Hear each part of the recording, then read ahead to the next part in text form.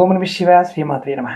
మిత్రులకి శ్రీభిలాషులకి అలాగే నేను ఎంతగా ఆదరిస్తున్న యూట్యూబ్ ప్రేక్షకులందరికీ కూడా పేరు పేరు ధన్యవాదాలు. మిత్రులరా, మీ అందరికీ పరాదేవత ఎల్లవేళలా మీతో ఉండి మీ మనోవాంఛ నెరవేర్చాలని మనస్ఫూర్తిగా కోరుకుంటున్నాను.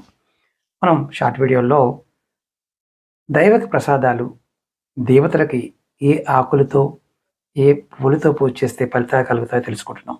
ఈ షార్ట్ వీడియోలో సింధువాక పత్రం అంటే వావిలాకు, నల్ల వావిలాకు, తెల్ల వావిలాకు, ఏ ఆకైనా పర్వాలేదు. ఎవరైనా సరే అమ్మవారికి అంటే దుర్గాదేవికి ఈ ఆకుతో పూజ చేస్తే, ఆకుతో పూజ చేసేవారికి ప్రయత్నిస్తున్న ప్రతి పనిలో జయం కలుగుతుంది.